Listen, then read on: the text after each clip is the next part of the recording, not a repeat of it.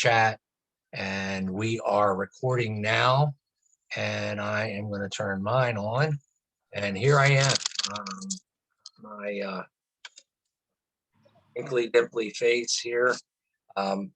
Just wanted to go over a few things with you. I mentioned it a little bit on Wednesday, but if we could, if you want to jot this down, I think I'm going to send an email to all of us or a post in the group.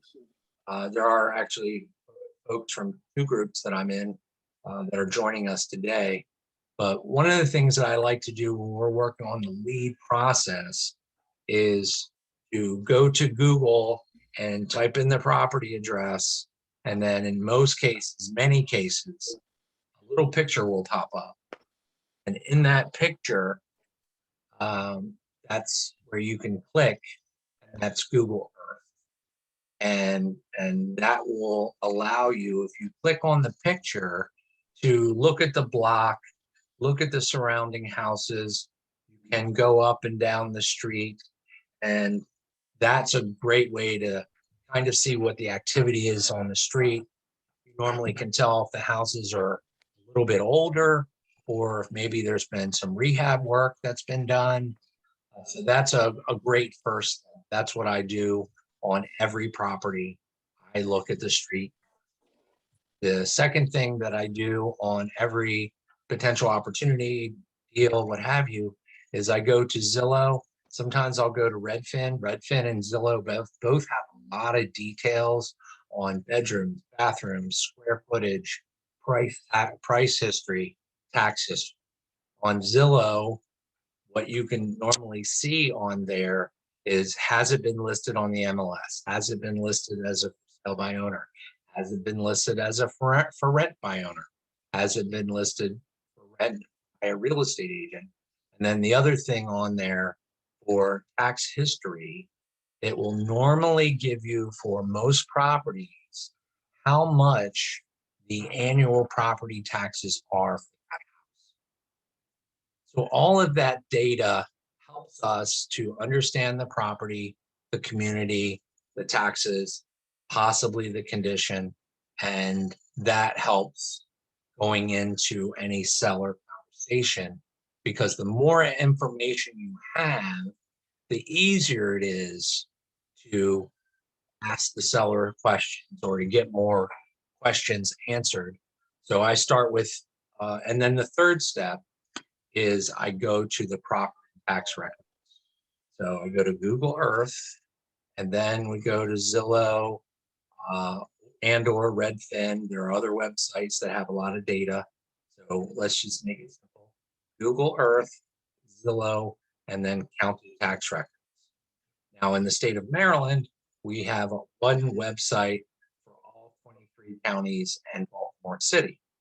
In most other places, and let's use Indiana for example, Christian, because you're working there right now, you should be able to pull up a property address or search a property by the county in which it's located. So let's say, for the sake of argument, you want to look up something, and let's just call it XYZ County. So what you'll do is you'll go to your phone and or computer and say, what county is 123 Elm Street in, or what county is 123 Elm Street, Gary, Indiana? And that should pop up and say it's XYZ County. And then you Google county property tax records. And once you pull that up, that will give you some background on when it was last sold, square footage. It may have the zoning, and it may tell you whether it's an owner occupied property or an absentee owner. Okay, so I know that we are looking to target absentee owners. We're targeting quite a few of those in Maryland and other markets. I know Brian's doing some of that in Indiana as well.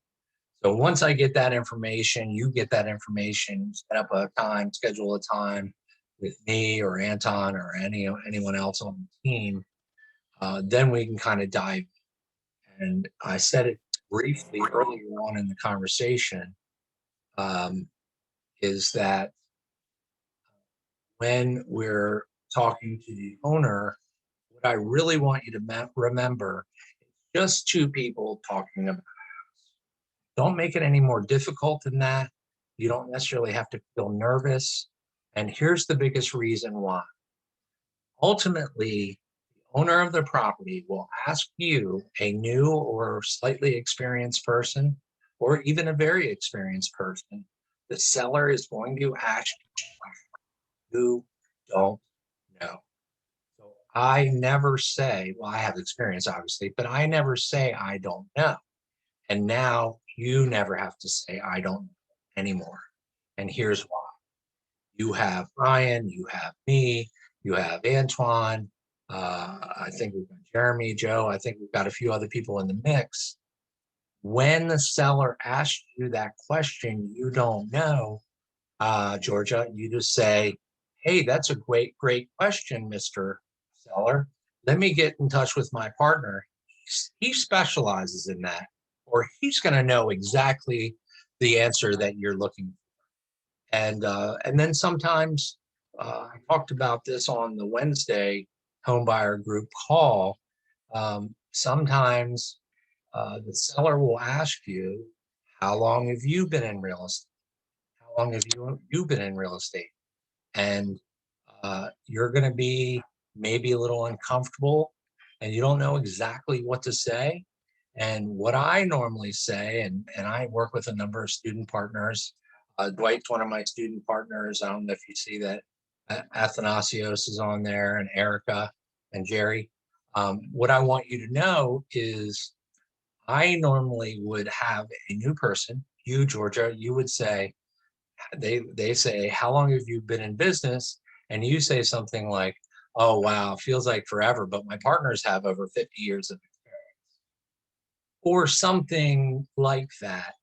I certainly don't want you to make anything up or ever be anything other than honest and transparent, but just always want you to know that we have your back. We have the experience that you don't have yet, and we're here for you. So mentally, I don't want you to be afraid of the process because you don't have enough information. Now, some of you may have heard of the 80-20 rule, which basically states that 20% of the people do 80% of the business. Well, in real estate, I really think it's more like the 90-10 rule. About 10% of people in the real estate business are doing about 90% of the real estate transactions. That's been my overall experience. So one of the things that I'm so impressed with you, Christian, Jeff, Naz, Jerry, Erica, Anton, Dwight, Georgia, all of you, you are in the business. You're handling leads. We're doing regular training. You're educating yourself. You're putting in the time. So the exciting part is you're in the business and you're in that 10%. Okay. Most people never get this far. Most people don't invest in their education. Most people don't take the time out of their Saturday. And by the way, thank you. You could be anywhere else right now, doing anything else right now, but you're here with me. I'm incredibly grateful. What I wanted to find out is that if anyone has any questions about what I've mentioned to this point, just put it in the chat. If you don't, I'm kind of going to get into a little bit of what I actually say on the phone. Anyone have any thoughts, questions? Georgia, anyone? Anything about what I've said to this point? Nope. Thank you. Okay. Okay, we're going to get there. I definitely am going to open this up to everybody in about 5 or 10 minutes. I didn't want to be on here long, and I wanted to just kind of drill home a couple of easy things to do. But when I get on the phone and I've got some basic information, like I said, I want to make it a casual conversation. So I will call someone up and I'll say, hey, Anton, it's Tom Black, calling about 123 Elm Street in Gary, Indiana. wanted to find out if this is a good time, if you haven't already set an appointment. Is this a good time? I always want to get the owner's permission because I don't want them to be distracted with going out to dinner or family coming over or anything like that. So I always try and say, is this still a good time? And then I dive right in. Well, I did some research on 123 Elm Street. Just had a couple of quick questions for you. Can you tell me a little bit about the house? Does it need any repairs, or have you done any recent updates? In most cases, because the seller is now interested in selling, they're going to kind of talk for the next few minutes. Some people, they'll tell you everything that's wrong with it. Some people will be very, very brief and point, and they won't give you necessarily a lot of information. And then I'll say something like, let's say someone's short, they don't give me any particulars. Hey, Anton, how was the roof? Oh, okay, gotcha. And have you upgraded the electrical panel in the last few years? And then sometimes you need to kind of pull some of that information out of them. And once you get through that part and you're listening to them, one of the things that I want you to remember is the more that the owner is talking and sharing their story and sharing their situation and sharing their information, the more likely they're going to want to do business with you. They don't necessarily want to have that conversation, details about repairs in the house. They don't want to be talking to 30 people. So before the end of the conversation, we want to make sure that they know we're the people with the right answers, the right solutions, the right options for them. And anytime you want to chime in with anything, Anton, please feel free. But then I go into the next question for me. Once I'm getting a good feel and vibe for the conversation, hey, just out of curiosity, Jeff, why did you decide to sell the property now? Because I want to make it a low key question. I don't want them to feel like I'm prying or interviewing them. So why did you say, hey, Rock, why did you decide to sell your property now? And then they'll say they're downsizing, maybe they have some personal issues, financial issues, what have you. And the reason that they're selling helps us understand and determine flexibility and motivation. Flexibility and motivation are things that we're looking for. And as if you're dealing with folks and they live in the house, one thing I want you to remember, if they're looking to sell and you're going through this conversation, ask them if they have a plan for where they're going next. Do they already have a place in mind? Have they looked for another property? Do they own another property in another state? And the importance of that is now you can find out if it's possible for you to get the deal closed, say 30, 45, 60 days. Now, what I tell most people when we get to the closing part of the conversation, and I'm going to jump around here just a little, I always say we typically close within about 30 to 45 days, pending the title work or according to your timeline. So that way it takes the pressure off of the seller. I don't want them to feel like you have to hurry up and get to the closing table, which is the goal. And you just want them to be comfortable that you're willing to work with them through that process. And then I find out about the repairs. I find out about why they're selling. And then typically, if it's a fresh new lead, you have no idea where they are on price. If it's already listed on Zillow or you saw it online somewhere, you have a number. But whether you have a price or you don't have a price, my next question is, what are you trying to get for the house? And the reason I ask it that way is that I want to plant a seed of doubt in their head. What are you trying to get for the house? Because I want them to think in their mind, well, I put it on Zillow for 100, but I'm actually trying to get 80.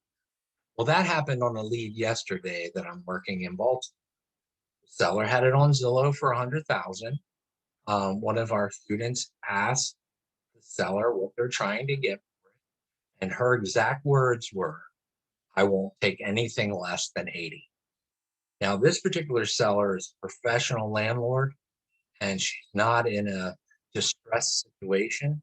So she's really not flexible on that $80,000. Well, we're going to put it under 80,000 under contract for $80,000, and we're confident we're going to be able to get an offer for at least 90.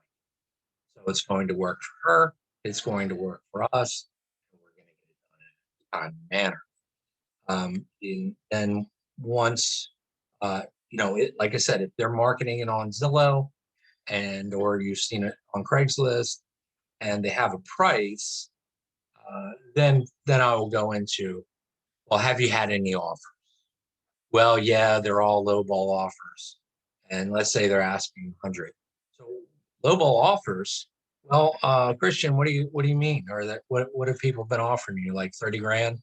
Oh, not that low. They've been offering like 50. Oh, okay. So 50 doesn't work for you. No, not at all. Okay. Well, I mean, I assume you have some flexibility. And this is a technique that I've used, Anton. I learned this from a wholesaler in Florida, and really like her. She's very sharp, and she's been teaching wholesaling for probably about 20 years. But this is exactly what she says. We typically buy properties in the area between 30 and 50 grand, depending on the condition and location. Now, of course, Erica, we haven't seen your property. So that price is subject to change. Not subject to go up, just subject to change because we haven't seen it. So ultimately, we want to get eyeballs on the property. If we cannot get someone physically out there, then we want to see as often as possible if we can get the seller to take pictures for us of the bedrooms, the entire house, maybe 4 or 5 shots of the exterior. So again, I went over this on Wednesday. I know that some of the people in my group, we've had this conversation before, but the 4 questions are repairs, what's my train of thought? Repairs, why are you selling? What are you trying to get for it? And have you had any offers? And then the 5th question is, when can my partner and I follow up with you? I'm sure he's going to have more questions. Now, as the volume goes up, and as you, Christian, anyone in the groups, as things progress and as more leads happen, the more times that you can ask those 5 questions, the more follow-up 3-way calls we can do. It's going to be easier for Anton and you to follow up to make another call with the seller, or for the 3 of us to do it. And so anything that you can do to help with the process, gathering information, those kind of things. So for those of you who really need the assist, we're going to take you from a cold start. But if there's any way through text or maybe even a brief phone call, you can get a little bit of information. And then we want to set up the 3-way call on the calendar. So that way we can prepare in advance. And the more data, the more property info you give us, the better off we'll be. So that's just a basic run through of the 5 questions. Next Saturday, I want to dig in more, deeper into possibly even doing some live calls. I'm thinking about doing it on Monday or Wednesday, where I actually spend 10, 15 minutes making live seller phone calls and or follow-up calls to people I may have already spoken with before. So are you there, Anton?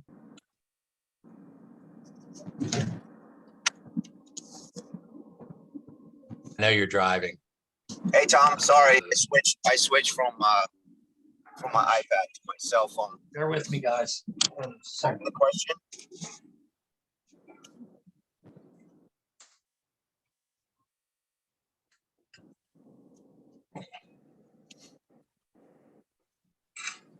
Bear with me. Be right back.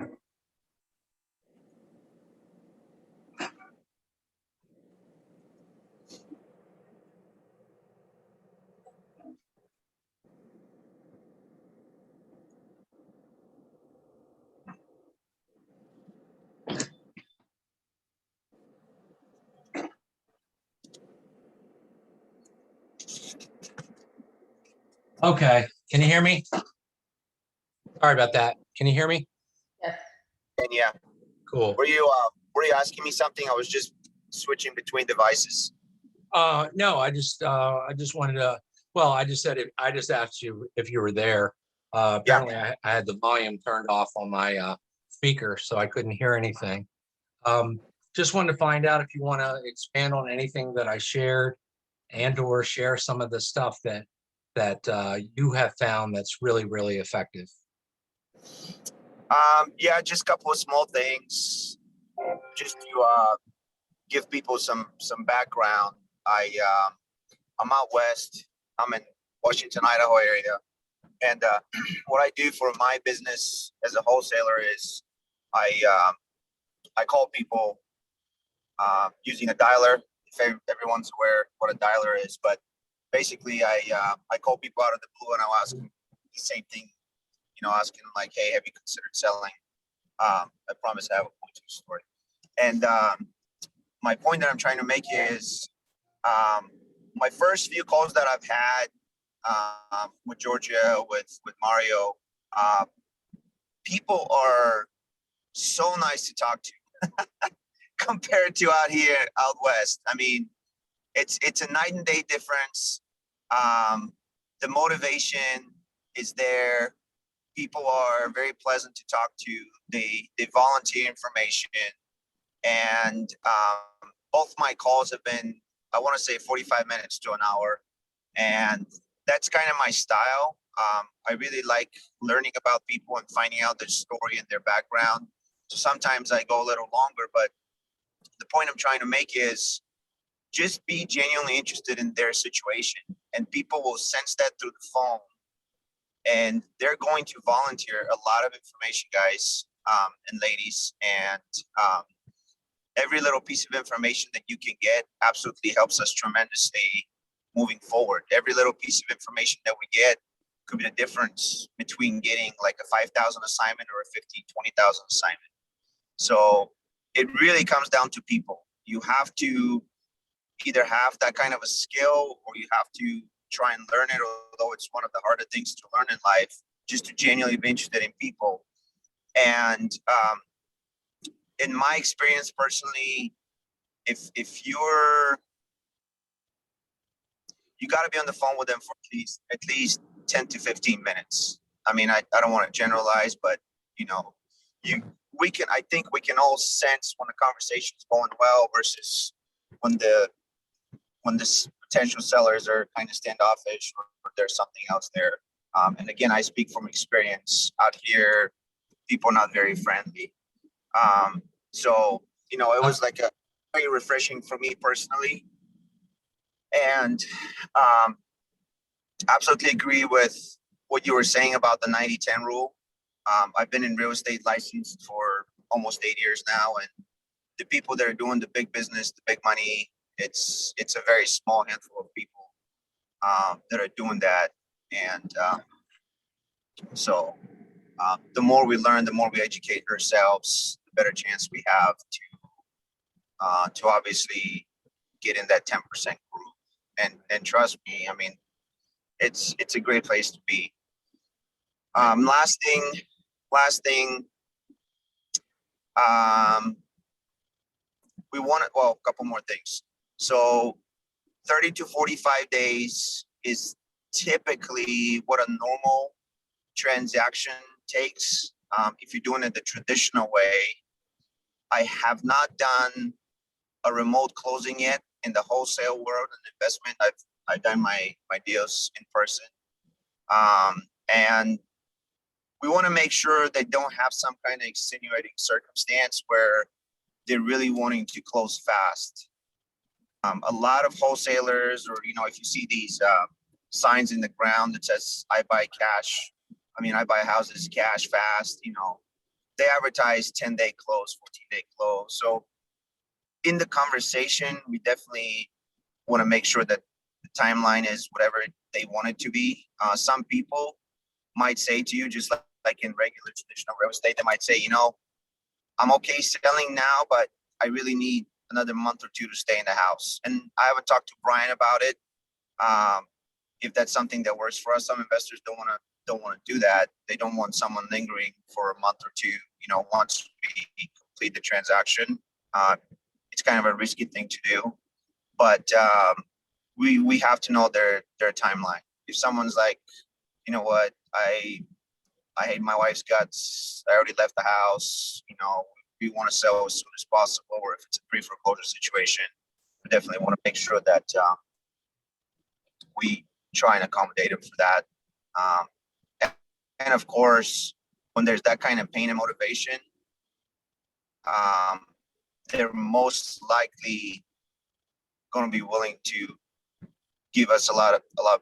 We'll be able to probably get a lot better of an offer on that house, right? The more pain there is, you know, the better deal we should be able to get, right? Because we're solving a bigger problem. And last thing, yesterday on my last call with Georgia, we found out that the seller of the house is in the process of divorce. It has not been finalized. Divorce is supposed to happen to be over by the middle of June.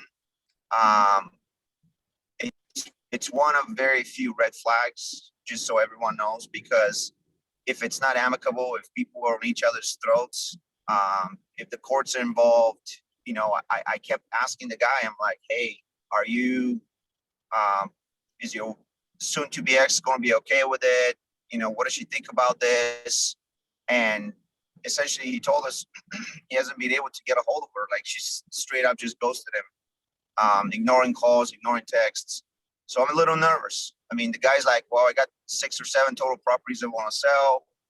So we got excited about it, but then it's like a huge red flag, because you never know, right? Like, she might say, I don't want to sell all of them as a package deal, which typically works best for us. If we find someone that's just ready to be done with renting, period, and, you know, they're like, I want you to take everything as a package. Well, it's like everything else. We can make them one offer and get a discount for all 7 properties as opposed to individually.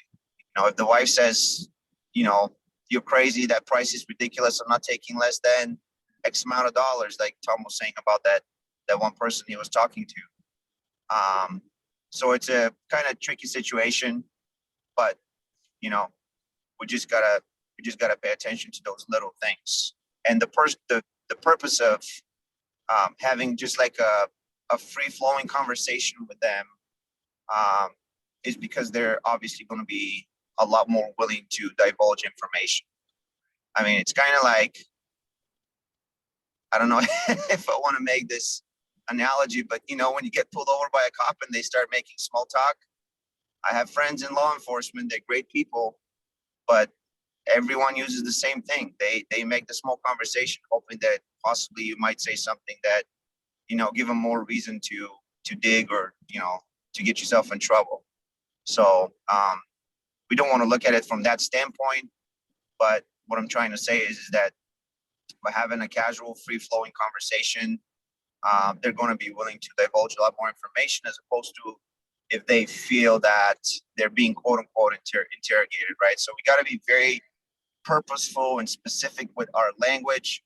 You know, the same thing could be said 5 different times. And those are the skills that are typically harder to learn, you know, but we can coach that. You know, we can break down live conversations, live phone calls. I love doing that with people, and so if we do something like that, I don't mind.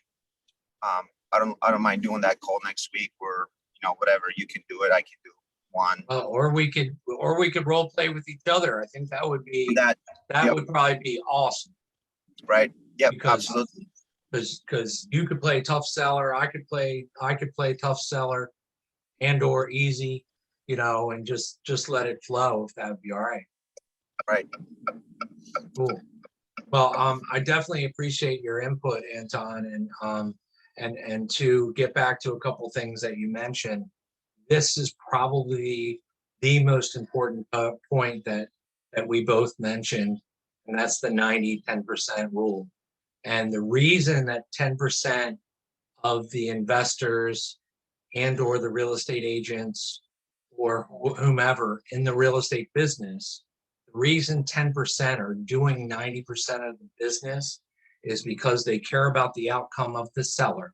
They care about the outcome of the buyer. They care about their own outcome.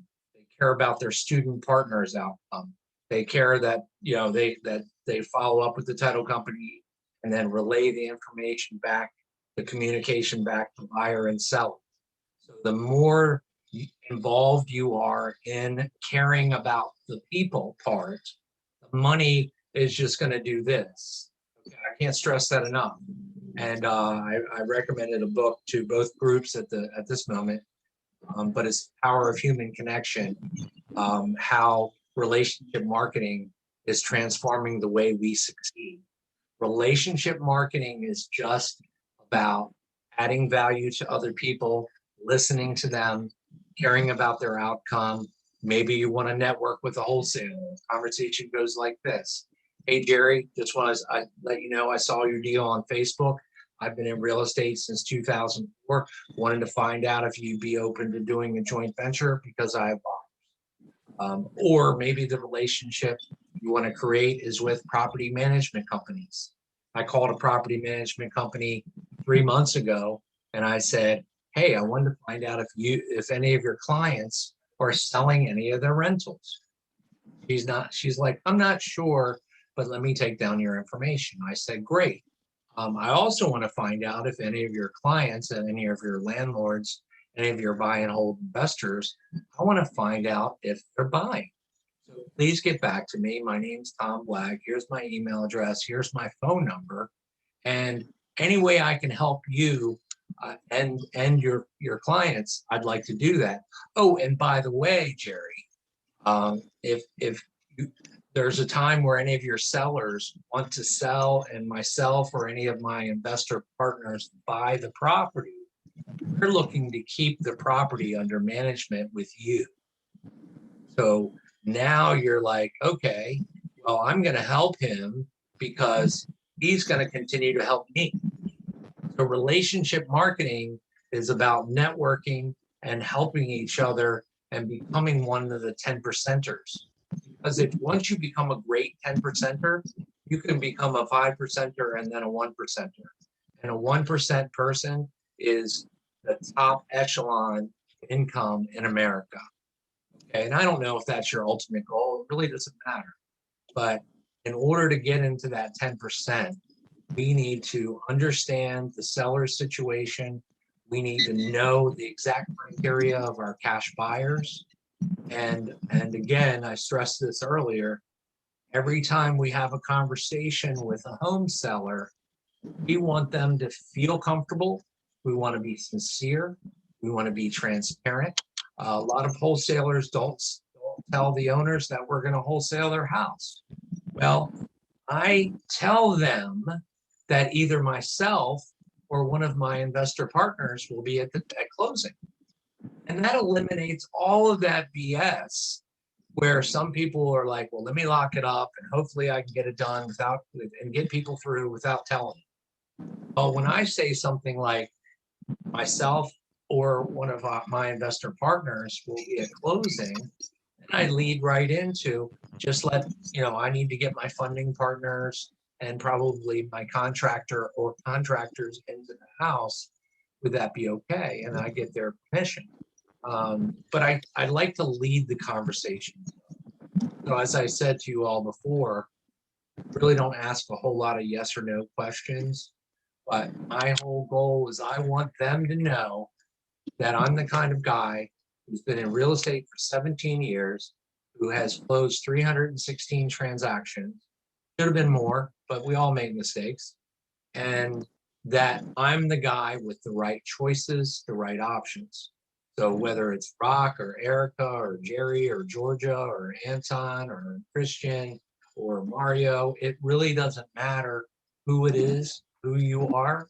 What we want to do is we want to guide you into the way to let the owner know.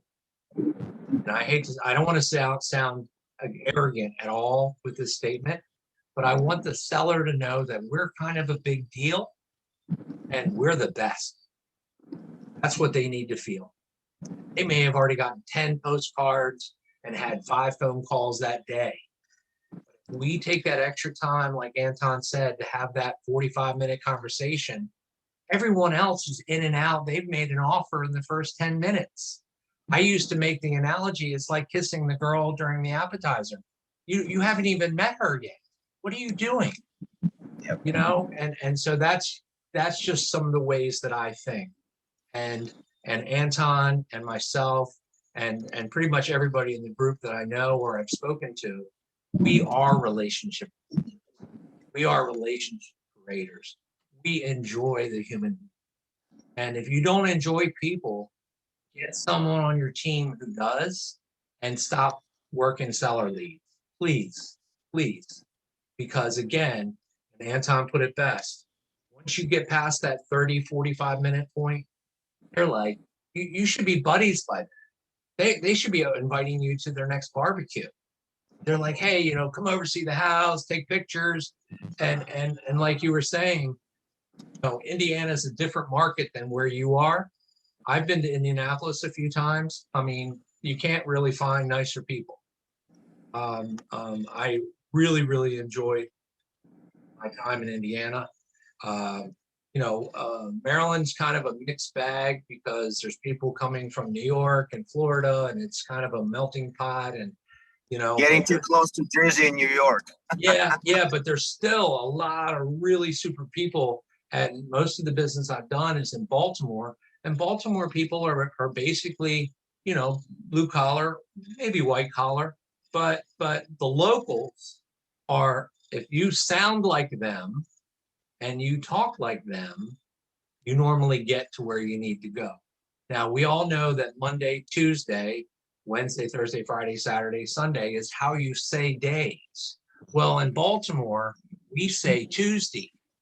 So I just set an appointment with the seller to see his house on Tuesday. So he said, Tom, can you come over on Tuesday? I said, yeah, I'll come over on Tuesday at 11. When you're talking to other people, I want you to match their tone, how they're talking, the speed in which that they're talking. So if you've got an older lady or gentleman, you want to slow it down a little bit so they understand what you are saying, and you don't want to whip through what you're doing. Now, when we're younger, and I'm older, but when you're younger, sometimes you're like this. You want to get to the point when you got to know. You got to match tone and speed. You try. I don't want you to mock or mimic their accent, but at the same time, if you're a local, you know, Georgia, you're in Texas, maybe you got a little bit of twang in there, and you got a little bit of an accent, and the person on the phone's got a really thick Texas accent, and they're from Dallas, then go into that a little bit without being insincere. You understand what I'm saying? So when I say match tone and speed, I'm literally talking about volume and how fast you are talking. So you're just two people talking about a house. When you get started on a new lead, we want to ask those 4 questions and then set up a 3-way call, or we'll help you cold right out of the gate and jump on. But we definitely need some details on the house and appointment on the calendar.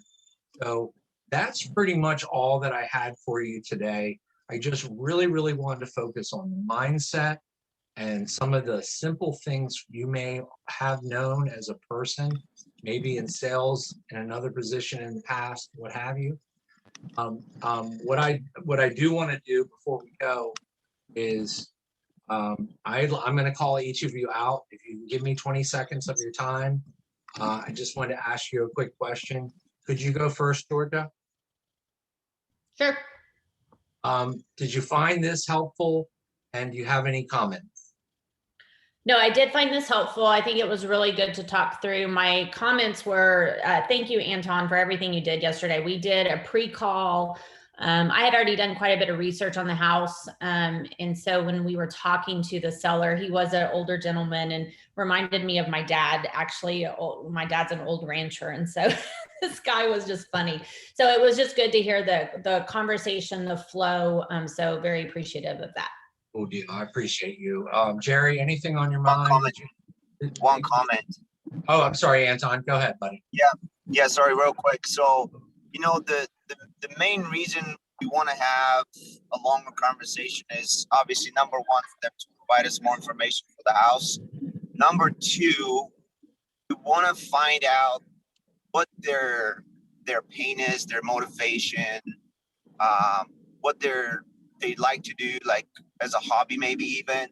But you want to find something where you can connect with that person on a different level than everybody else. Number one, or number two, to find something that makes you be more empathetic with their situation, right? Like huge difference between sympathy and empathy. Sympathy is, you know, kind of feeling sorry for someone. Empathy is totally different. You genuinely feel for them. You almost like you put yourself in their shoes. Sure. And once you make that deeper connection on that level, then it's very hard for people to do business with anybody else. And I've seen situations where honestly, people will be willing to give you a better deal just because you connected with them on a different level. And in fact, yesterday, what the gentleman said, as opposed to other people that say, I'm not taking a penny less than X amount, which I had one with Mario the day before. But the gentleman yesterday said, because that question is absolute gold. What are you trying to get? Don't say, what are you hoping to get? Don't say, what are you wanting to get? Just say, what are you trying to get for the property? And when I asked him that question, he's like, well, I want to get 35,000, but I know that you don't always get what you ask, what you ask for. I mean, that right there tells me perfectly the guy is absolutely motivated. He's telling me I'm flexible. He's telling me I'm open to a reasonable offer, right? And 8 out of 10 times you won't get that on that very first conversation. Everybody wants to hold their cards close to their vest until they feel comfortable with you. So, but yeah, so Georgia yesterday, you know, she was able to make that connection in her head that, hey, this guy's kind of like my dad. And then she could have taken the conversation that way, and she could have just started making small talk about, yeah, you know what? You remind me so much of my dad, and my dad does this and that and blah, blah, blah. And then next thing you know, she finds something that, you know, the guy really likes doing or talking about, and then he goes off and talks for 10 minutes. And that's invaluable. Oh, I Sorry, agree. I went a little I long. agree. Definitely agree. Jerry, I see that you may be at work. Do you have a chance to jump on or no? Yeah, I'm actually at the nail salon, so I apologize for the Oh, noise okay. if you hear it. Yeah, I can. Did you find this helpful? And did you have any quick comments? I always find the Zoom calls helpful. It's always pointing on something that I may, be unclear of or, didn't know. So you don't know what you don't know, so these calls are very informative. So thank you for having them. Cool. And Jerry, I want to make sure that you and I jump on a call on Monday or Tuesday. I got to be quite frank with you folks. I had I'm going to call it the flu for a couple of weeks, and my brain is back. I'm ready to do these Zoom calls again, and ready to do some good business with everybody. Make sure that we schedule time this week. Do you have a minute, Rock? I mean, a few seconds, Rock. Are you there?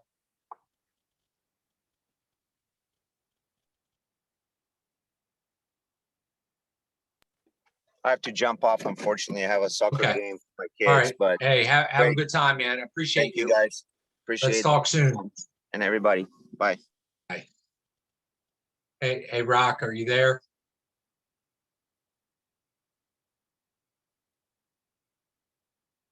Sorry. His mic is muted. I see him that. trying to talk. Okay. Trying to, here you go. Okay. Can you Uh, unmute? No, yeah, I am. Okay. Did you find this helpful? I know some of it was review, but did you get the nuances of some of the conversation and the style of conversation? And did you have any quick comments? Well, this is always good for me because being in a lending industry and then getting out of it and being in the medical field, so and jumping off on my own, there's a lot of transition that I had to make. The procrastination factor, and hearing this over and over, it's more sinking in. My confidence level has increased drastically. Although I had a couple of deaths in the family the past week, and very tragic, very hurtful. But you know, they're my family members, but that doesn't stop life from going on. But I'm constantly learning, and thank you for all those who reach out to me as well. But the bottom line is, the more I'm hearing it, the more confident I'm getting. The more I got all my envelopes ready to go, stamped up, and I'm working on my letters, and I'm working slowly, but I need to be faster. So somebody, Okay. please. No. I want you to give yourself a break. First things first, family first. Second thing, everything that we do in life starts here. That's Okay? true, So Tom. you may be sad a little bit, or you may be mourning, and that's completely natural. But I always want you to give yourself a break. Our harshest critics as human beings is our own selves. We are hard on ourselves, and you need to enjoy each day. Hug your family, tell people you love them, treat sellers like gold, treat buyers even better, and just like Anton was saying, be empathetic. Empathetic is feeling what the other person is feeling, or understanding what they're feeling, not feeling sorry for them, but understanding what they're feeling. I've given you prayers of peace and comfort for you, your family, and your friends. And Thank you. we are family here. So thank you so much for sharing. And I'm going to move on. Erica, do you have a second, or you said you're at work? Can you pop on or no? If not, it's no big deal. Send a message in the chat. And then I want to find out if I think Jeff said that he didn't have the ability to jump on the mic. How about you, Christian? Do you have a moment or two to share a little bit of feedback before we wrap this thing up here in a couple minutes? Yeah, no problem. Well, it was pretty helpful for me, mainly about the calls, get more confident with everything. But yeah, I think that this call was pretty good to me. Okay. And just so you know, everyone, when I'm done, when the recording is done uploading, I'm gonna upload it. I'm gonna upload it into YouTube, and then I'll share it with both groups. And like I said, it looks like Erica's tied up. I think Jeff's tied up. Well, I would say last but not least, Athanasios, or as we like to call him, Nas. Are you available to give us a little bit of feedback and let me know if you found this helpful? Yeah. I think it was very helpful. Just reiterating some of the strategies when you're talking to sellers, what to keep in mind when you have them on the phone. I think it just makes us more confident hearing it over and over again, honestly. Sure. Yeah, well, I wanted to tell you again that I'm very proud of you. I know that you and Jerry and D'Amico and Alicia and a number of other people in the group have already created some momentum. So great job with that, Nas. I'm Thanks. very grateful that I have all of you in my life, because I get the supreme pleasure of sharing my 17 years of life experience in real estate. And let's see, my 35 years of customer service and sales experience. I started in a sales position for a Whirlpool appliance distribution company in a place called Jessup or Savage, Maryland, back in 1987. So I've either been talking on the phone, meeting people in person, even doing some Zoom calls in some kind of sales or customer service capacity for, I guess it's 34 years. But, you know, I want to thank you all for tuning in. The next Saturday is going to be a little more in depth. On Monday or Tuesday, on Monday or Wednesday, we're going to work to do some actual live seller calls, whether it's following up with people who already have offers and we just need to get the contract signed, or brand new leads, seller leads for you to listen.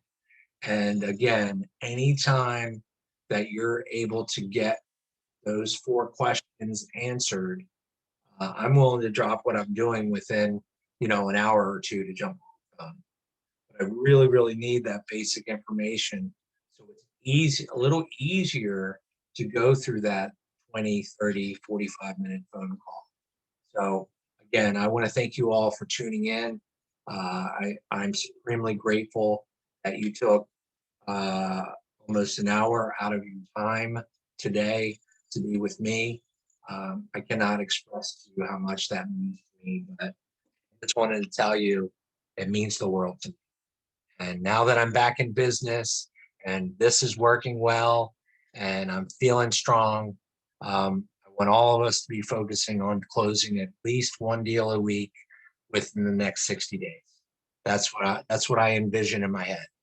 And it's just about creating momentum, planning, scheduling, setting up systems, possibly leveraging technology, and trust the process.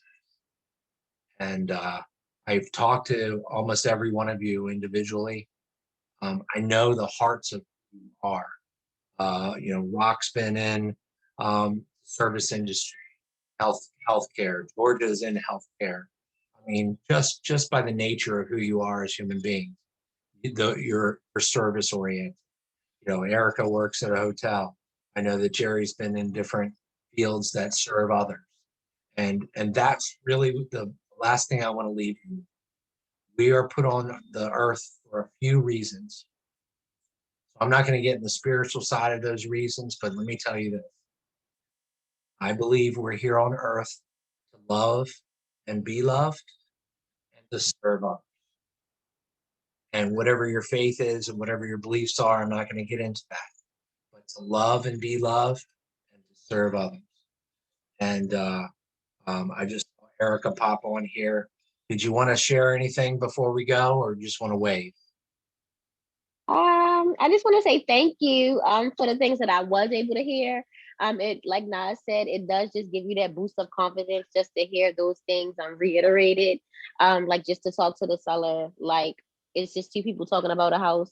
I know when I first started talking to you, Tom, I was like super nervous, but now I feel more confident. Like I can just be like, hey, how you doing? So what's going on with the house? Like, you know, like it's just 2 people talking about a house. So yeah, my confidence has grown and I'm proud of myself for real. I'm just still ready to get my deals rolling like Nas, but I know it's coming. Okay, sounds good. Well, again, thank you all so much. And I will schedule an upcoming call soon. And like I said, I'm going to upload this to YouTube and then post it in the groups. So please, please, please enjoy the rest of your weekend. I'm a man who believes in love and contribution. If I can love and accept you for exactly who and how you are in your life, you can find an easier way to contribute towards your journey. And so thank you again for having me and for sharing this time. And all of you take care. Tom, if I may add, I speak for the whole team and personally for myself. I feel privileged, and I think we feel privileged that you're able to share your knowledge, your expertise, and your friendship with us. I know I've been on a one-on-one call with you, and it has taken my level of confidence and me as a human being to another level. You don't only speak it, but you practice it and you are devoted to it, and it shows. You know, Thank you. it's awesome that a human being like You're yourself. gonna make me cry. You're gonna make me Now, cry. I'm not That's gonna it. cry either, but you're just amazing, dude, and I'm grateful for you and the whole team. You know, and I think we're gonna do this. I know we're gonna do this. Yeah. And I love you all, so stay tight. All right, appreciate it. All right, everybody have a great weekend, and you know, make sure that you reach out to me via email with anything you think you need over the weekend or Monday, and we'll start setting up some one-on-one calls. Talk to you soon. Thank All you. right, guys. See y'all. Have a Bye. good weekend. All right, you too. Bye.